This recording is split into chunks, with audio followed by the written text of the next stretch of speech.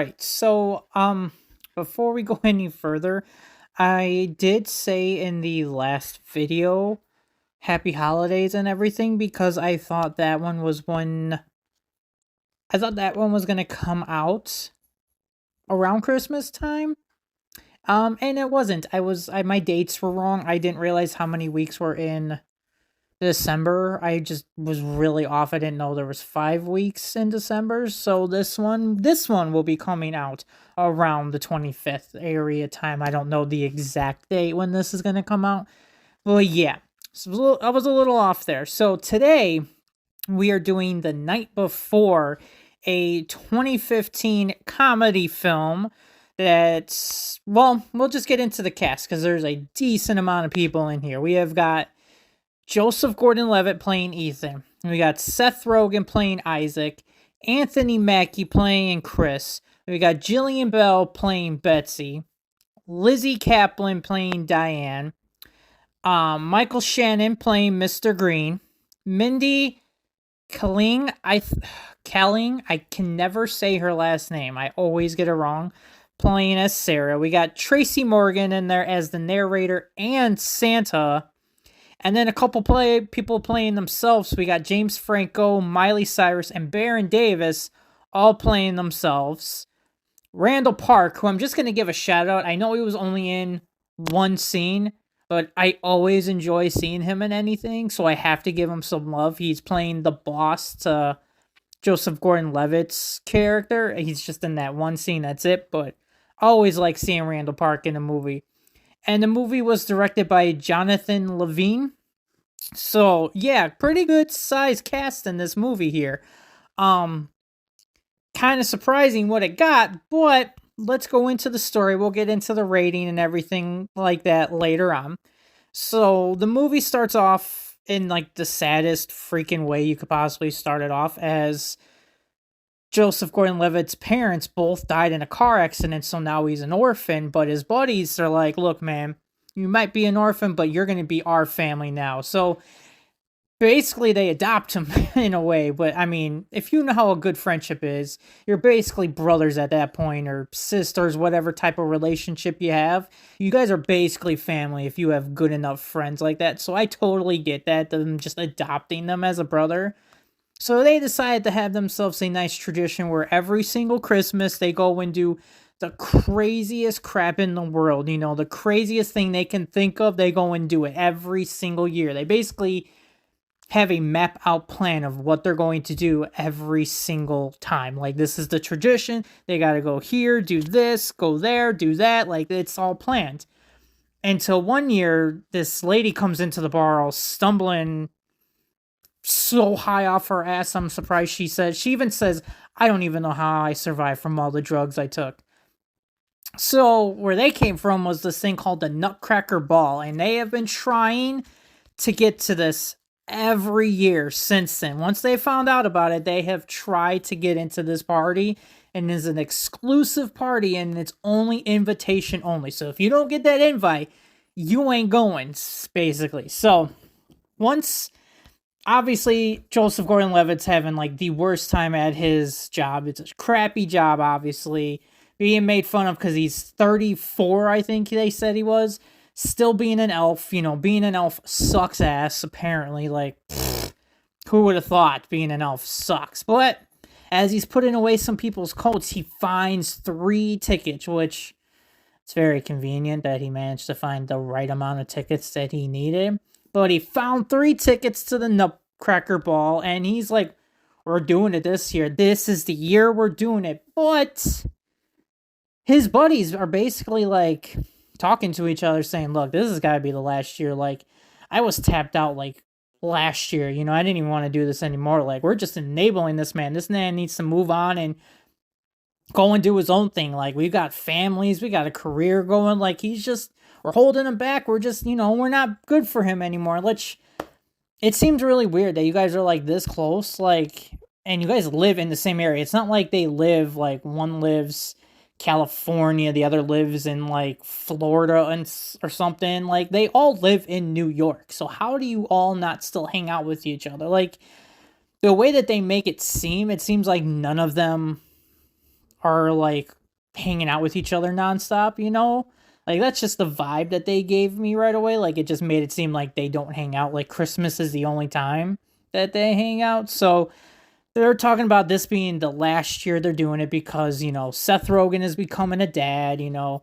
Anthony Mackie's character is going on and having a career now. Like they're all getting older and stuff, and his boy and Joseph Gordon-Levitt's boys ain't his boys anymore, you know? So they gonna have one big bang, you know, gonna ride in style, getting drugs for this quarterback messiah, as they say it. You know, they're doing it all here. This is the absolute last year. So obviously the first thing they do is they go to, I think it's Rockefeller, I think it is. I'm not 100% sure, but they go to see the tree. Then after they go see the tree, they go and do basically that dance from Big where they step on the keyboard and start doing their own song. I can't think of the name of the song. I don't even know who sings it. Like, it's just one of those where I cannot. If I can remember what it is, I'll put it in on the screen. But right now, off the top of my head, I cannot think of what it is. So they go and do that. Then they go to, they have to go and get weed, so they got to go and talk to Mr. Green, who, it's a very awkward situation. Mr. Green makes it always so awkward and everything, but he's basically like the Christmas past, future, and present for these guys. Like, he is telling them how it's going to be going, how it is going, and what you're hanging on to and what you need to let go in a way. You know, that's like what he basically is doing. So after they get the weed for the quarterback messiah, as they say it, they go and do themselves karaoke. And like, I gotta say, their sweaters, I'm not a fan of Joseph Gordon-Levitt's sweater. It's kind of just plain and basic, but I do like Anthony Mackie's sweater. It's just, I've never seen a sweater like, I guess, you know what, I take it back. I kind of do like all their sweaters.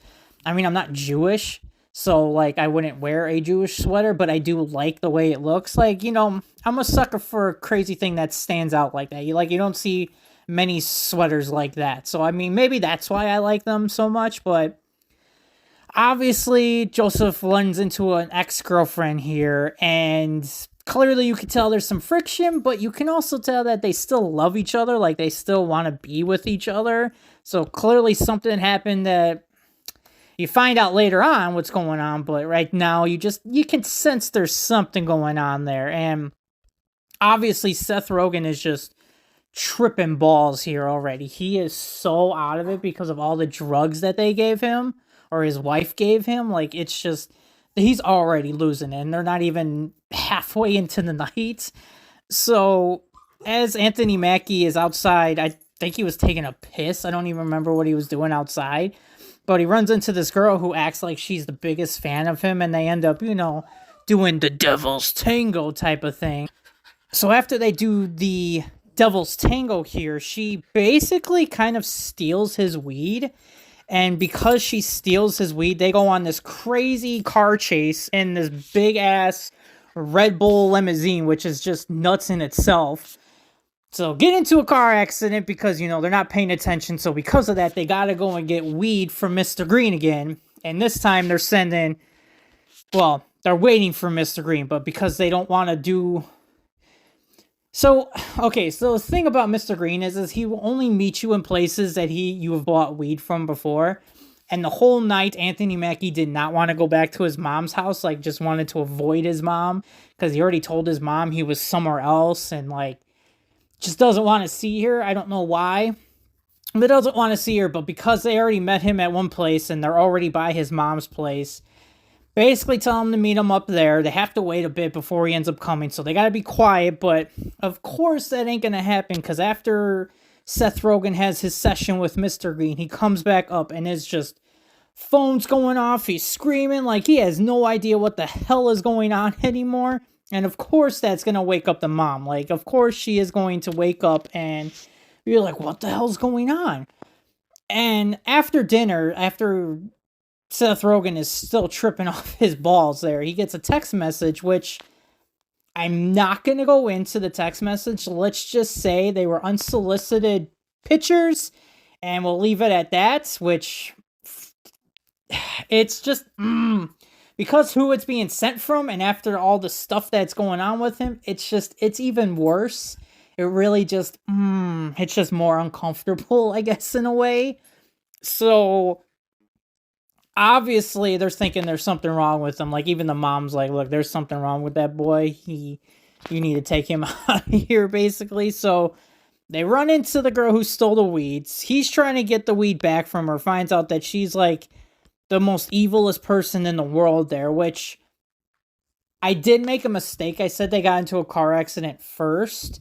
They didn't. They actually got into a car accident this time when they actually ran into her this time. So I got it mixed up. I thought for some reason when they were chasing after her, they got into the car accident. It wasn't when they ran into her on the street that time. That's when, because she stole the weed again. So that's why they ended up having to get more weed. So, like, they've lost weed twice. And they all decide to split up because Anthony Mackie is going to go steal his weed back. Seth Rogen's got to go get his phone back. And then Joseph Gordon-Levitt's on his way back to the Nutcracker Ball. Like, they're just all splitting up, obviously having that third act breakup type of situation. So obviously, Seth Rogen has the worst situation that could possibly happen to him because he ends up going to church, which, him being Jewish and high as hell, is just not going to go well at all. It is going to probably be the worst situation ever.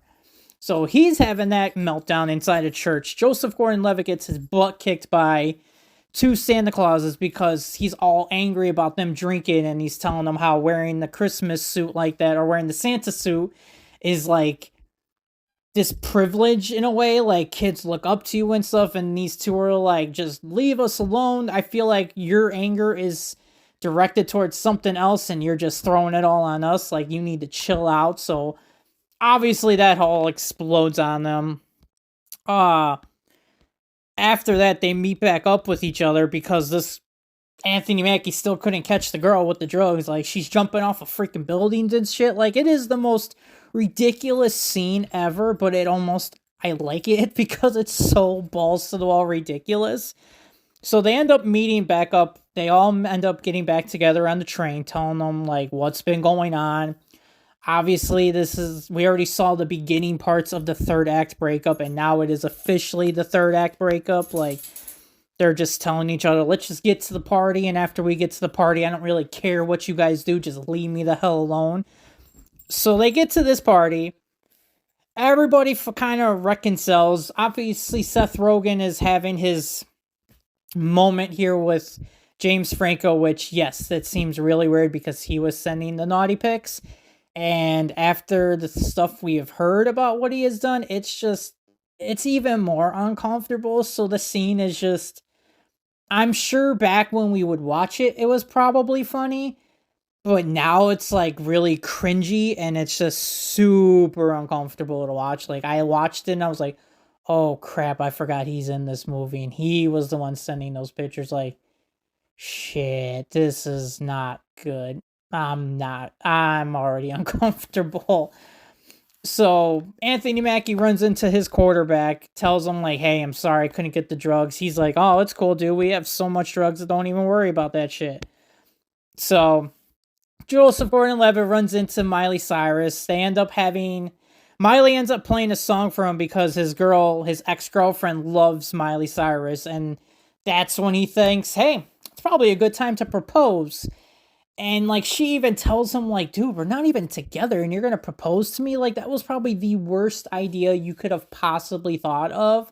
And, like, of course I said yes to marrying you because the spotlight's on me and I don't want Miley Cyrus to think I hate love, you know? Like, you put me in the worst possible situation. So, obviously that didn't go well. Now, Joseph Gordon-Levitt has his session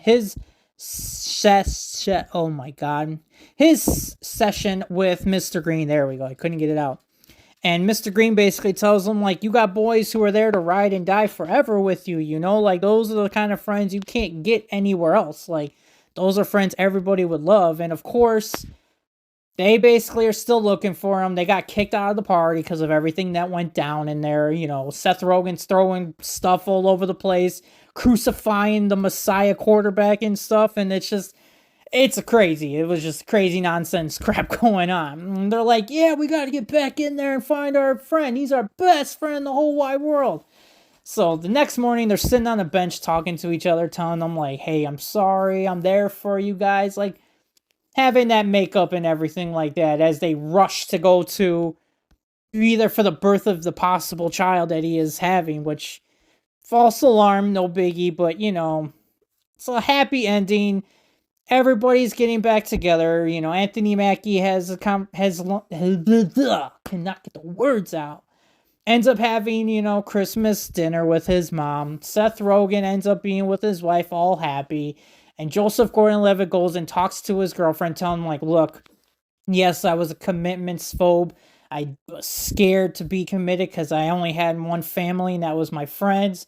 And, like, I didn't want to have any other family, but I want you as my family. So let's do this. Let me do your family. Let's, all the fun jokes and stuff to break the ice there. And they get back together. And basically, it's a happy ever after. 1 year later, everybody's all happy. Tracy Morgan's telling them, hey, this is a great thing that just happened. I love happy endings like this. I'm glad they're all friends. Telling Mr. Green, like, hey, son, I'm glad you did a great job, son. And he's like, thanks, Pop. I appreciate that. And yeah, that is The Night Before. And it's a very interesting movie. I will say that much. So this movie, rating wise, got a 69% tomato, which nice. And it got a 61 audience, which I can understand. I, on the other hand, decided to give this a C. At times I thought it could be a C plus, and then there were other times I almost wanted to give it a C minus. Like, it seems just like a middle of the road type of a movie. Like, some of the pros, I love the three main leads. Like, the chemistry with all three of them together, it's just great. And, like, they do seem like best friends. Like, I could believe all of them have hung out with each other and that, they've been friends for 10 years plus, like, they just all bounce off of each other when they're all together. Like, it is probably the best parts of the film. Like, not so much the breaking up parts because it just sucks. It's like, I don't know what it is about it. It doesn't work for me. But basically, I like the comedy from all three of them. Like, it all just works so well, and I love the three main leads. Like, I've loved them in anything else I've seen.